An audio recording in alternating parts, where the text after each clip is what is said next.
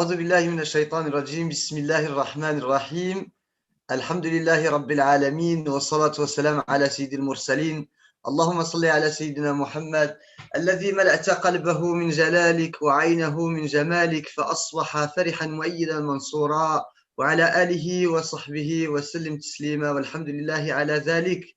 السلام عليكم ورحمة الله تعالى وبركاته. Que la paix, la bénédiction et la miséricorde d'Allah soient avec vous, où que vous soyez. Heureux de pouvoir se retrouver pour ce nouveau direct, comme tous les soirs, sur la chaîne YouTube de l'Union des mosquées de France et sur la page Facebook de l'UMF. Donc, tous les soirs à 21h30, où, alhamdulillah, nous avons cette chance de pouvoir nous retrouver, de pouvoir échanger. Et comme chaque soir, donc nous avons deux invités avec nous, Sidi Abdelatif Ben Ammar, qui est imam référent dans la région de la Nouvelle-Aquitaine, et Sidi Mohamed Louafi, qui est imam référent dans les Hauts-de-France. Donc, alhamdulillah, notre rendez-vous, il a pour habitude de commencer avec la psalmodie de quelques versets du Coran. Le mois du Ramadan, c'est le mois du Coran, c'est l'occasion de le lire, de le méditer, et c'est aussi l'occasion surtout de vivre le Coran. Donc avec nous c'est Abdelatif Ben Ammar. Sidi, salam alaikum, marhaba bik معنا Sidi. Est-ce que tu peux nous dire le verset, le passage que tu vas lire aujourd'hui, Sidi Abdelatif? بسم الله الرحمن الرحيم. السلام عليكم ورحمة الله تعالى وبركاته. سيدي مورغان والأخ سيدي الوفي، تحياتي. أقول قبل كل شيء رمضان مبارك سعيد على البشرية جمعاء، على الأمة الإسلامية خاصة. إن شاء الله بإذن الله غادي نقرأ تبارك من سورة غافر إن شاء الله بإذن الله، سيتسنى للمتتبع أن يعرفها كنقرأ بإذن الله. بارك الله فيك يا سيدي عبد اللطيف، على بركة الله سيدي، بارك الله فيك. مرحبا. أعوذ بالله من الشيطان الرجيم. بسم الله الرحمن الرحيم. حميم. تنزيل الكتاب من الله العزيز العليم، غافر الذنب وقابل التوب شديد العقاب ذي الطول، لا إله إلا هو إليه المصير. ما يجادل في آيات الله إلا الذين كفروا، فلا يغررك تقلبهم في البلاد. كذبت قبلهم قوم نوح والأحزاب من بعدهم، وهمت كل أمة برسولهم ليأخذوه، وجادلوا بالباطل ليدحضوا به الحق فأخذتهم، فكيف كان عقاب. وكذلك حقت كلمات ربك على الذين كفروا أنهم أصحاب النار. الذين يحملون العرش ومن حوله يسبحون بحمد ربهم، الذين يحملون العرش ومن حوله يسبحون بحمد ربهم ويؤمنون به ويستغفرون للذين آمنوا ربنا وسعت كل شيء رحمة وعلما فاغفر للذين تابوا واتبعوا سبيلك وقهم عذاب الجحيم. ربنا وأدخلهم جنات عدن التي وعدتهم ومن صلح من آبائهم وأزواجهم وذرياتهم إنك أنت العزيز الحكيم وقهم السيئات ومن تق السيئات يومئذ فقد رحمته وذلك هو الفوز العظيم إن الذين كفروا ينادون لمقت الله أكبر من مقتكم أنفسكم إذ تدعون إلى الإيمان فتكفرون قالوا ربنا أمتنا اثنتين وأحييتنا اثنتين فاعترفنا بذنوبنا فهل خروج من سبيل ذلكم بأنه إذا دعي الله وحده كفرتم وإن يشرك به تؤمنوا فالحكم لله العلي الكبير هو الذي يريكم آياته وينزل لكم من السماء رزقا وما يتذكر إلا من ينيب فادعوا الله مخلصين له الدين ولو كره الكافرون رفيع الدرجات ذو العرش يلقي الروح من أمره على من يشاء من عباده لينذر يوم التلاقي يوم هم بارزون لا يخفى على الله منهم شيء لمن الملك اليوم لله الواحد القهار اليوم تجزى كل نفس بما كسبت لا ظلم اليوم إن الله سريع الحساب آمنت بالله صدق الله مولانا العظيم الله صدق الله العظيم. بارك الله فيك Sidi Abdel Latif. Merci beaucoup Sidi pour cette lecture. Masha'Allah. Sidi Abdel Latif qui est diplômé de l'Institut Mohamed VI de formation des imams de Rabat. Sidi, barakallahu fik. Merci beaucoup. Allah yakramaka Sidi. Et puis un grand salam à tous les frères de la Nouvelle-Aquitaine. Comment se passe le Ramadan là-bas chez vous? Ça va? Tout se passe bien? C'est comme toute la France. C'est pareil, c'est la même chose. نسأل الله العلي العظيم أن يعيدنا إلى أيامنا وأحسن منها إن شاء الله بإذن الله تعالى أن يرفع عنا هذا البلاء وأن يجعل هذا الشهر المبارك بالفرج إن شاء الله على الأمة الإسلامية وعلى البشرية جمعاء إن شاء الله بإذن الله. اللهم امين. بارك الله فيك Sidi Abdel Latif. شكرا بزاف. Également donc avec nous Sidi Mohamed Louafi, également diplômé de l'Institut Mohamed VI de formation des imams mourchidines et mourchidat de Rabat. Sidi Mohamed Louafi qui est imam référent dans les Hauts-de-France. Sidi Mohamed, salam alaikum wa rahmatullah, marhaban. Wa alaikum salam wa rahmatullahi ta'ala wa barakatuh. Merci à tous, merci à l'UMF qui a permis que ces soirées spirituelles soient organisées pendant tout le long du Ramadan. Merci beaucoup. Barakallahu fikoum.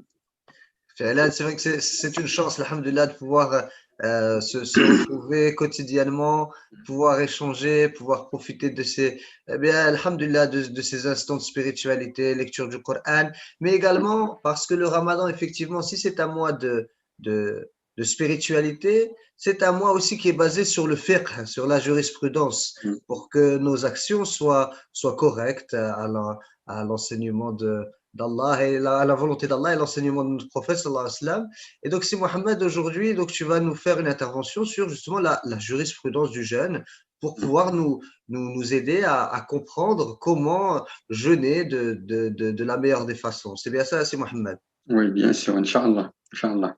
Sidi Barakallahu fik. Alors, je te laisse la parole. Assalamu alaikum wa rahmatullah.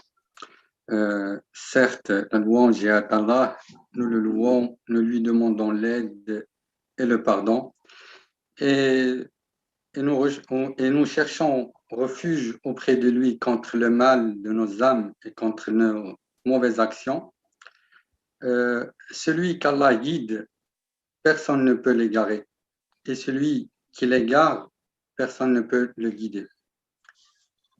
J'ai le plaisir de vous présenter cette intervention sur la jurisprudence du jeûne, fiqh as-siyam.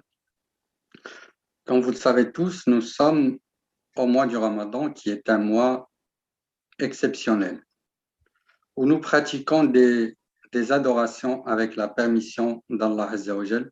Et il incombe donc à chaque musulman et musulmane de connaître les règles du jeûne en islam du mois de Ramadan, ainsi que ces conditions de validité et tout ce qui l'annule. Les règles du jeûne en islam sont bien détaillées et exposent de façon claire tout ce que l'on doit savoir, Inch'Allah Ta'ala. Le jeûne du Ramadan fut prescrit le mois de Sha'ban de la 2e année de l'Hégire. La révélation de la sourate a prescrit la sourate Al-Baqarah, les versets qui parlent du jeûne. Les versets-là ont prescrit le jeûne du mois de Ramadan. Et les dispositions de cette sourate, de ces versets et de certains hadiths forment la base de la réglementation du jeûne par la jurisprudence islamique, le fiqh al-islami. Donc là, d'abord, on va parler sur la définition du jeûne. C'est quoi le jeûne? Dans la langue arabe, on dit as-siyam ou bien as-sawm, qui désigne le fait de s'abstenir d'une chose. On dit sama anil kalam, c'est-à-dire s'abstenir de parler. Dieu a dit en parlant de Maryam, alayhi salam, il dit, si tu vois quelqu'un d'entre les humains, dis-lui inni nadartu lirrahmani sawma. Assurément, j'ai fait vœu d'un jeûne ou tout miséricordieux. Je ne parlerai donc aujourd'hui à aucun être humain. Ça, c'est dans la sourate Maryam. Et ce qui concerne sa définition dans la législation, c'est le fait de s'abstenir intentionnellement de boire, de manger et d'accomplir tout autre annulatif du jeûne de l'aube, al-fajr, jusqu'au coucher du soleil, c'est-à-dire al-maghrib. Ce qui signifie que le jeûne est une réelle abstinence des désirs et de toute chose qui peut passer par la bouche, y compris les médicaments, dans un temps précis, c'est-à-dire de l'aube au coucher du soleil, et de la part d'une personne qui en émet l'intention afin de distinguer l'adoration de l'habitude et qui remplit des conditions précises qui sont l'islam, le jeûneur il faut qu'il soit musulman, la raison, la puberté et l'absence de menstrues et de lochi.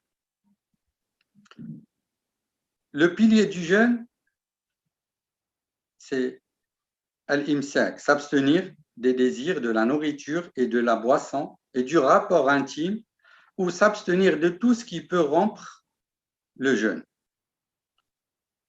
Les malikites et les chaférites ont ajouté un autre pilier qui est d'émettre l'intention, un niya, dans la nuit. Et le temps du jeûne, c'est de l'aube au coucher du soleil, comme je viens de dire. Et la preuve en est ce qu'Allah a dit dans le Coran. وَكُلُوا وَاشْرَبُوا حَتَّى يَتَبَيَّنَ لَكُمُ الْخَيْطُ الْأَبْيَضُ مِنَ الْخَيْطِ الْأَسْوَدِ مِنَ الْفَجْرِ. Mangez et buvez jusqu'à ce que se distingue pour vous le fil blanc de l'aube du fil noir de la nuit. Dans la sourate, toujours la sourate Al-Baqarah. Le fil Allah, quand il parle du fil ici dans ce verset, le fil ici, c'est juste une métaphore, signifiant le blanc du jour de la noirceur de la nuit. Et cela, bien sûr, se produit à l'aube. Ibn Abd al-Barr a dit à propos d'un hadith rapporté par l'imam al-Bukhari, d'après Aïcha, que Bilal lançait l'appel à la prière en pleine nuit. Et le messager d'Allah, sallallahu alayhi wa sallam, disait « Mangez et buvez jusqu'à ce que Ibn Maktoum lance son appel, car il ne lance son appel qu'après l'entrée de l'aube. Preuve que le fil blanc est le matin et que le repas de Sahur se prend avant l'aube. » Là, on va parler des types de jeûnes. Il faut savoir qu'il y a plusieurs types de jeûnes. Il y a le jeûne obligatoire, il y a le jeûne surrogatoire, al-nafila, il y a le jeûne interdit, il y a aussi le jeûne déconseillé, makruh. On va parler du premier type, le jeûne obligatoire. Il se compose de 3 parties. La première qui est obligatoire pour un temps précis, juste un temps précis qui est le jeûne du mois de Ramadan.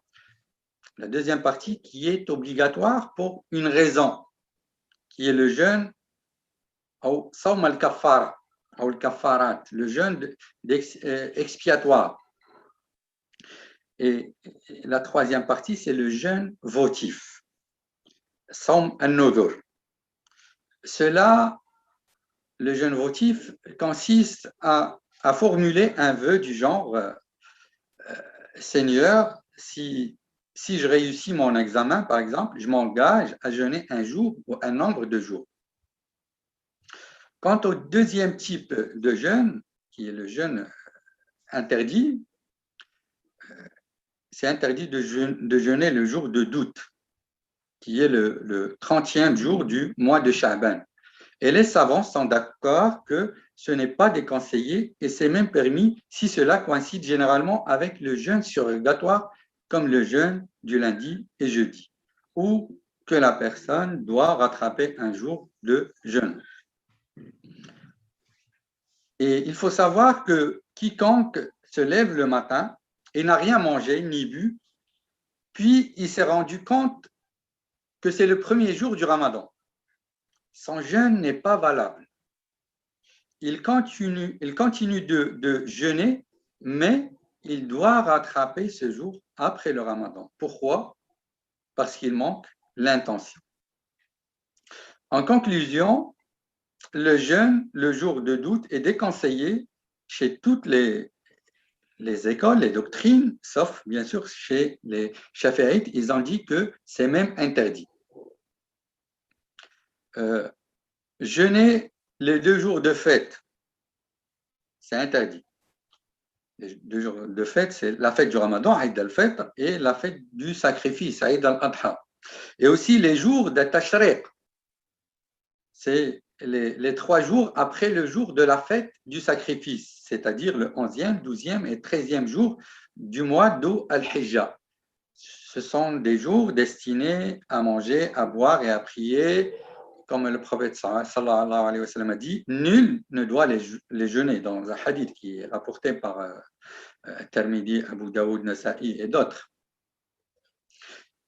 Les Malikites ont limité l'interdiction de jeûner al-Tashriq pas à 3 jours, mais à 2 jours après la fête du sacrifice. Et les autres doctrines, les autres écoles, à 3 jours après la fête du sacrifice. Quant au jeûne du 4e jour, selon les Malikites, il est seulement déconseillé, il n'est pas interdit.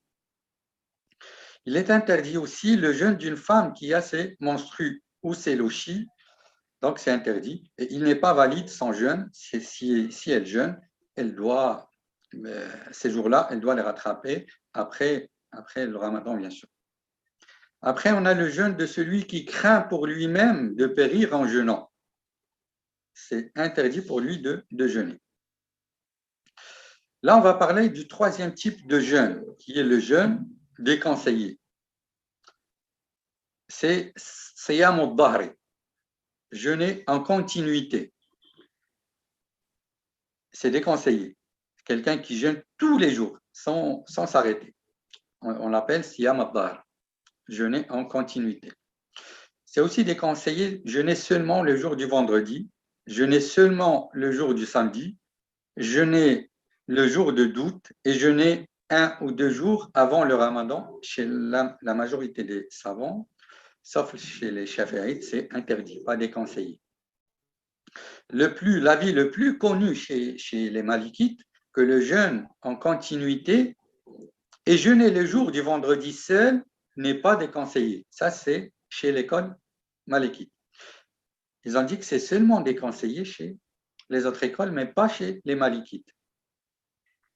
Cheikh Khalil, qui est un grand savant, un grand juriste malikite, il dit il est recommandé de jeûner en continuité et ce n'est pas déconseillé.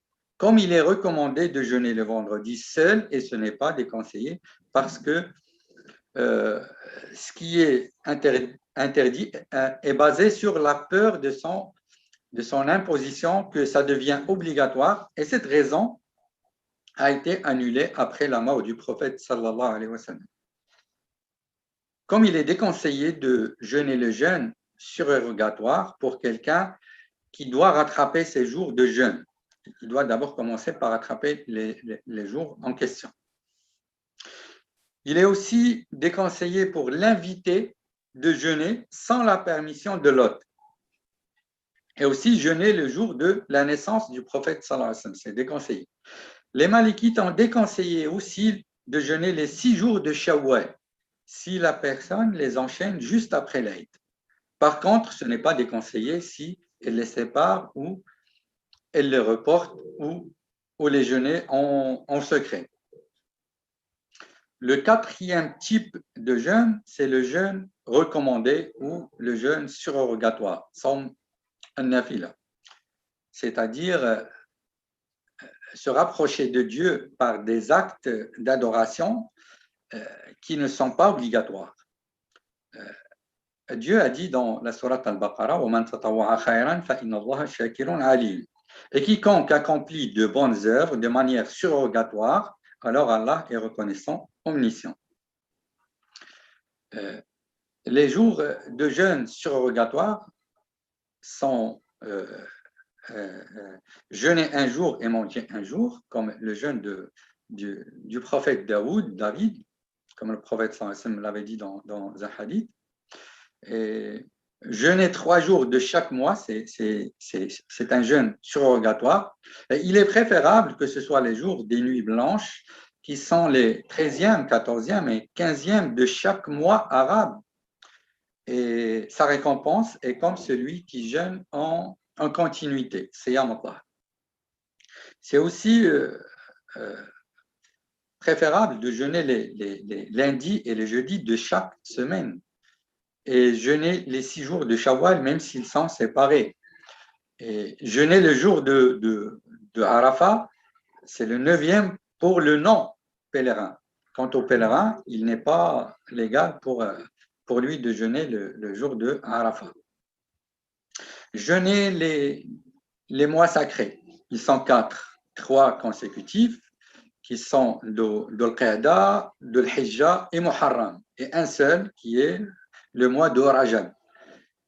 C'est les meilleurs mois pour jeûner après le mois de Ramadan. Puis après les mois sacrés, vient le mois de Sha'ban.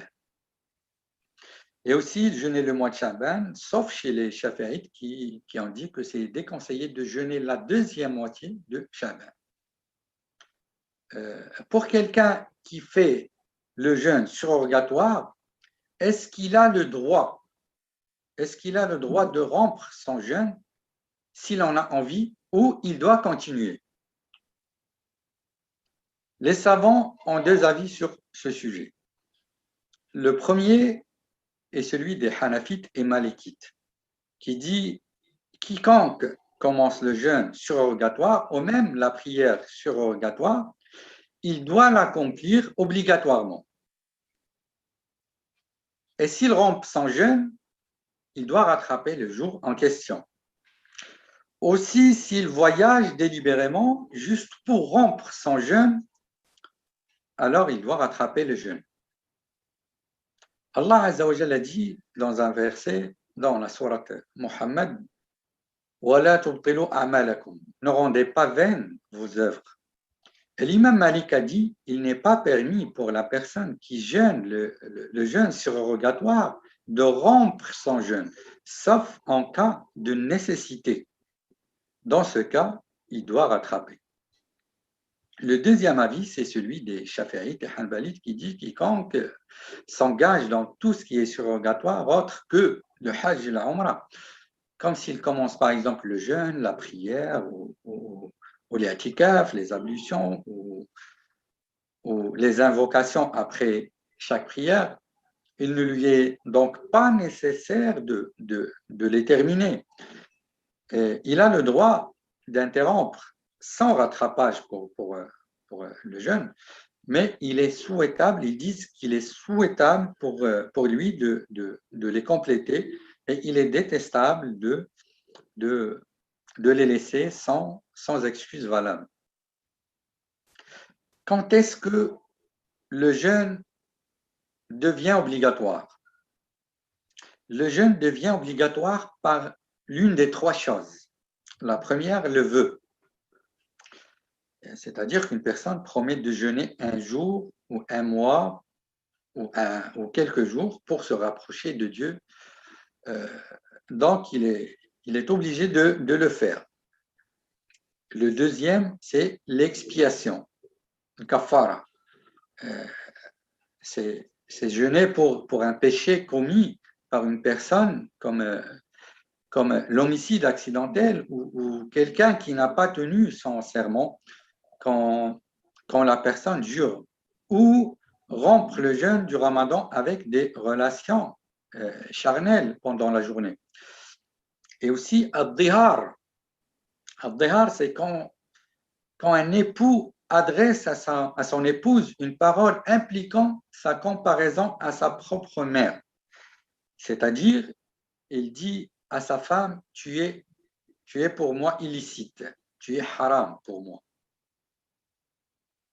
Pour les conditions de jeûne, il y a deux types. La première condition, c'est shurut al-wujub, les conditions rendant obligatoire le jeûne. Le deuxième type, c'est shurut sihhat al-ada, les conditions permettant la validation du jeûne. Le premier type, les conditions rendant obligatoire le jeûne. Les savants stipulent 5 conditions pour que le jeûne devienne obligatoire. La première condition, c'est l'islam. C'est une condition obligatoire. Il n'est pas obligatoire pour le non-musulman de jeûner. Et s'il se convertit à l'islam, il n'est pas obligé de rattraper les ramadans précédents. S'il embrasse l'islam au cours du mois de Ramadan, il jeûne ce qui reste du mois. Et il n'a pas à rattraper les jours qui sont passés. Parce que le fait d'obliger un converti de rattraper tout ce qu'il n'avait pas fait avant, c'est-à-dire avant d'embrasser l'islam, ça peut le mener à repousser l'islam. Si un non-musulman embrasse l'islam au cours de la journée pendant le mois du Ramadan, chez les Hanafites, Malikites et Shafi'ites, il est souhaitable de jeûner le reste du jour, compte tenu du caractère sacré du temps du jeûne et aussi d'imiter ceux qui jeûnent. Il est également souhaitable de rattraper chez les Malikites et pas obligatoire chez les Hanafites ni les Shafi'ites. Contrairement aux Hanbalites qui disent que quelqu'un qui vient de se convertir à l'islam, il doit jeûner le reste de la journée et rattraper ce jour-là après le Ramadan parce qu'il a atteint une partie du jour en question. Pour la deuxième, on va parler sur la deuxième et la troisième en même temps. La deuxième et la troisième condition, c'est la puberté et la raison. Le jeûne n'est pas obligatoire pour un enfant non pubère, ni pour le fou et l'inconscient. parce qu'ils ne sont pas concernés par l'ordre divin. Le prophète sallallahu alayhi wa sallam a dit dans un hadith: رفع القلم عن ثلاث عن الصبي حتى يبلغ وعن المجنون حتى يفيق وعن النائم حتى يستيقظ. La plume a été levée pour 3 personnes, pour la personne qui dort jusqu'à ce qu'il se réveille, pour le petit jusqu'à ce qu'il grandisse et pour le fou jusqu'à ce qu'il retrouve la raison. Si une personne s'est évanouie pendant le ramadan, elle n'a pas à rattraper le jour où elle s'est évanouie, parce qu'elle a déjà commencé le jeûne, qui est l'abstention associée à l'intention. Quiconque s'est évanoui pendant tout le ramadan, il sera obligé de tout rattraper. Et si le fou retrouve la raison pendant le ramadan, il sera obligé de rattraper les jours passés du mois de ramadan. En conclusion, l'évanouissement et la folie intermittente n'empêchent pas le jeûne, mais il faudra le rattrapage. Quant à la folie qui dure pendant tout le mois, ou même plus, elle ne demande pas de rattrapage. Pour l'évanouissement, ça demande de rattrapage. Les Malikites ont dit: le jeûne d'une personne qui est folle n'est pas valide jusqu'à ce qu'elle retrouve la raison, comme il est cité dans le hadith. Il n'est pas non plus permis de jeûner pour une personne qui s'est évanouie, et elle doit rattraper ce jour-là si elle reste inconsciente pendant 1 jour ou plus. Et si elle s'est évanouie pendant une brève période d'une demi-journée au moins après l'aube, elle n'a pas à rattraper. Le jeûne de celui qui s'est évanoui est validé chez les Shafi'ites et Hanbalites s'il se réveille à un moment de la journée. Mais s'il s'évanouit toute la journée, le jeûne n'est pas valide, sauf chez les Hanafites qui considèrent qu'il est valide, contrairement aux Malikites, à moins qu'il ne s'évanouisse pendant une courte période d'une demi-journée au moins. Pour la 4e et la 5e condition, c'est la capacité ou la santé et la résidence. Il n'est pas obligatoire de jeûner pour celui qui est malade ni pour les voyageurs, mais ils doivent rattraper après le ramadan. Et s'ils jeûnent, leur jeûne est valable. Dieu a dit dans le Coran: أياما معدودات فمن كان منكم مريضا أو على سفر فعدة من أيام أخرى وعلى الذين يطيقونه فدية طعام مساكين فمن تطوع خيرا فهو خير له وأن تصوموا خير لكم إن كنتم تعلمون. Quiconque d'entre vous est malade ou en voyage devra jeûner un nombre égal d'autres jours. Mais pour ceux qui ne pourraient le supporter qu'avec grande difficulté, il y a une compensation, fidia, nourrir un pauvre. Et si quelqu'un fait plus de son propre gré, c'est pour lui. Mais il est mieux pour vous de jeûner, si vous saviez. Ça, c'est le verset coranique. Si le voyageur revient chez lui, il s'abstiendra de manger et de boire pour le reste de sa journée. De même si une femme menstruée est purifiée pendant la journée. Le jeûne n'est pas non plus obligatoire pour une personne qui n'arrive pas à jeûner en raison de sa vieillesse, ni pour les femmes enceintes ou allaitantes. Le fait qu'il ne soit pas obligatoire de jeûner pour les voyageurs, il y a une condition. C'est seulement dans le voyage où il est permis de raccourcir la prière. Et c'est ce qui équivaut à une distance de plus de 80 km. Et le voyage qui permet de rompre le jeûne durant le ramadan est le voyage licite, safar ta'a, le voyage licite. Ainsi, si le voyage a pour but un péché, ou si c'est une ruse afin de rompre le jeûne, il ne lui est alors pas permis de rompre durant ce voyage. Et que le voyage pour toutes les écoles, sauf les Hanbalites, doit avoir lieu avant l'aube.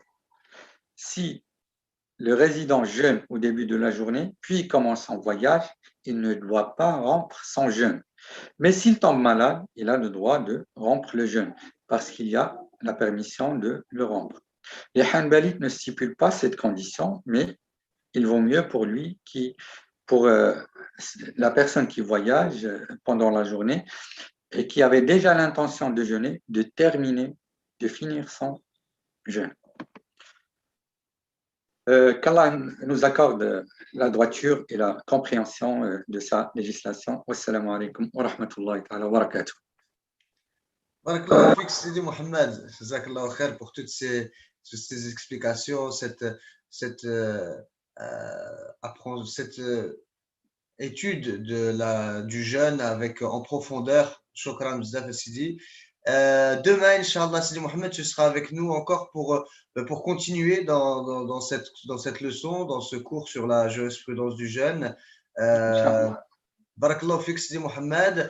Et donc, eh bien, on se dit à demain, Inch'Allah, 21h30, toujours sur la page Facebook de l'Union des mosquées de France et sur la chaîne YouTube de UMF TV. Donc, pour la suite, notamment du cours de Sidi Mohamed sur la jurisprudence du jeûne. En tout cas, barakallahu fikoum, merci de nous avoir suivis et à demain, Inch'Allah. Assalamu alaikum wa rahmatullah.